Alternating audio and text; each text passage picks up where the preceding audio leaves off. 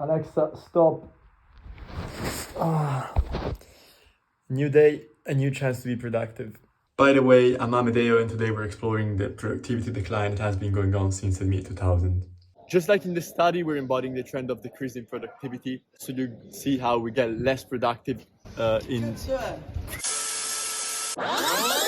Just like in the study, we're embodying the trend of decreasing productivity, so you see how we get less productive in our daily activities. Off to uni for macro class now. What a great class. Macros always so productive. But going back to today's big question, why the hell is productivity slowing down? Well, spoiler alert, we might not find an answer to that, but hey, that's how economics works. We always analyze every single scenario without always reaching a final answer. I feel productive today, so let's go study right now. One idea is that productivity levels are slowing down due to historical trends and an approaching PPF. Solo model will back this up, but hey, here's the catch. Technological advancements should be boosting productivity, not slowing it down.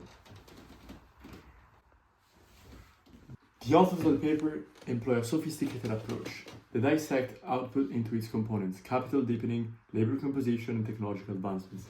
This sophisticated approach allows them to pinpoint exactly where productivity is lagging and why across different countries and industries. And now it's time for a break. I've been studying way too much. 2 hours later.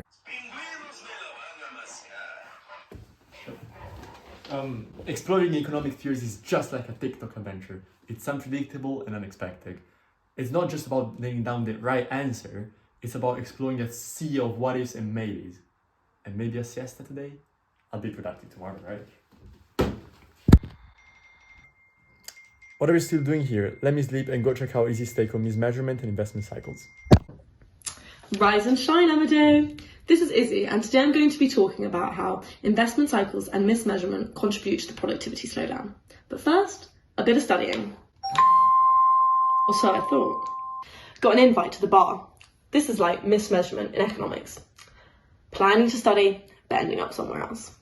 Mismeasurement is calculation errors, commonly in digital services or quality adjustments. It distorts our view of productivity, just as this bar trip is distorting my study plans. Here at the bar, pondering how... Here at the bar, pondering how mismeasurement challenges Romance solid calls. It implies that changes in population or investment may only be due to mismeasurement and not actually affect the curves. Kind of how this quick drink is turning into a longer diversion. Also, the paper exaggerates how mismeasurement may affect productivity, implying that it causes it rather than amplifies it. Now off to the club. This change in plans is like investment cycles. Unexpected factors changing the course. Post-2008, investment cycles played a big role in the productivity slowdown. Much like this night is slowing down my study progress. That was fine, right? Yeah. In here, I'm thinking about the Solo model. It agrees that decreases in investment reduce TFP. Tonight's fun is decreasing my investment in studying, which is therefore reducing my output in terms of learning and grades. Okay, the paper contradicts the Solo model by presenting evidence of prolonged decreases in productivity while investment is cyclical. This contradicts the Solo model's expectations, just like my night has taken an unexpected turn. My studies, like Rome model expectations, have been disrupted. The Rome model outlines that changes in TFP can only be brought about by changes in idea levels, the growth rate of knowledge, and time. However, the paper contradicts this by asserting that changes in productivity can be brought about by investment. My productivity has been changed tonight due to my social choices, so now I'm going to have to work tomorrow. Anyway, I'll leave it to Melise. See you at lunch. Hey there, I'm Melissa. Just like how Izzy went from studying to partying, I'm here to mix things up in the kitchen and talk about labor dynamics post-2005. Let's stir the pot on the Solo model and labor intricacies, shall we? Talking about education and skills. Rising tuition fees are like these expensive spices. They add to flavor but don't fully explain why our productivity stew is simmering so low. It's like having all the right ingredients but no secret spice. Now aging and immigration. Aging isn't the clear-cut productivity dampener we thought, and migration, like this mix of ingredients,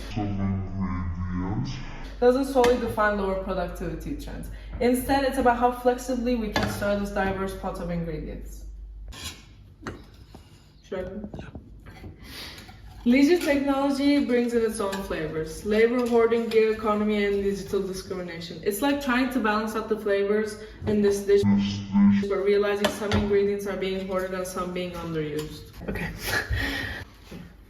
Global trade slowdown, it's like this meal, lacking consumer demand and investment. TFB in global trade is also like the heat under this pan. When it's really low, nothing cooks and it just simmers.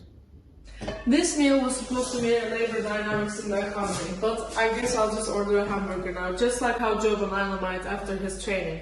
Sometimes the best laid plan in economics needs a plan B, just like cooking.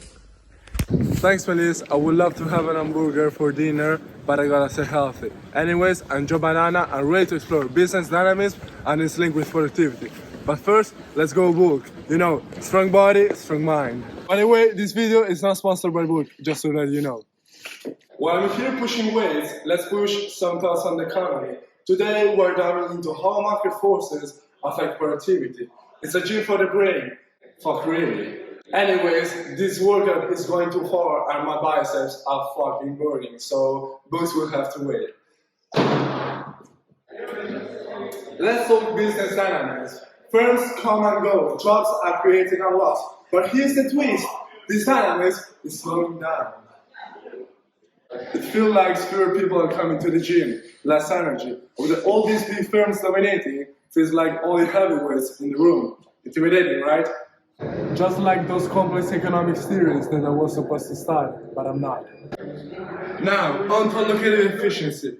It's all about using resources where they're most valued. But with all these big firms taking over, resources aren't used as effectively. It's like having all this gym equipment, but everyone is using the treadmills. Remember the solo growth model that we've done in class. It's all about labor, tech, and capital. But when resources are misallocated, everything falls apart. It's like the stretch I'm doing right now. It helps, but if I do it wrong, it doesn't work. Kinda like how I planned to study the whole day, but I ended up overdoing the gym. In conclusion, it's a complex world out there. Balancing business dynamics and efficiency is crucial, just like balancing a good workout with nutrition, rest, and studying.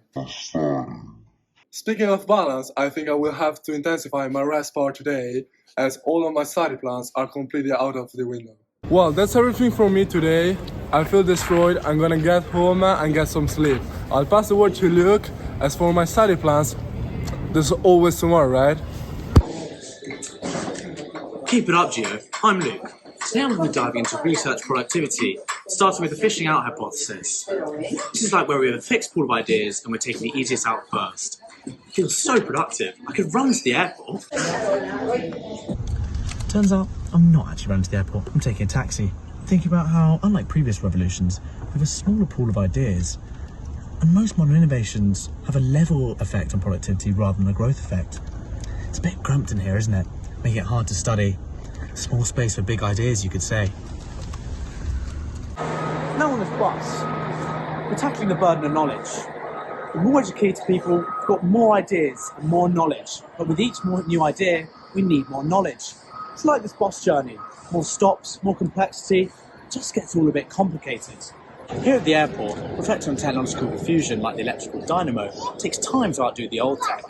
This journey's been full of delays, much like the slow implementation of the groundbreaking new technologies. According to the Roma model, this lag is part of the process, as integrating new technologies into the economy takes time and resources. This is an example of productivity lag, much like my delayed flight here. Finally on the plane, ready to study. This phase is like the initial fall in productivity once new tech is introduced, as per the solar model. But once it's integrated, like me getting ready to study, productivity should soar.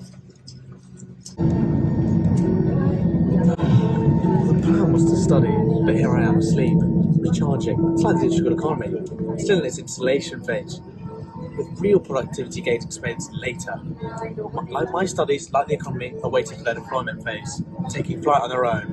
And thank you all for listening. It's been brilliant.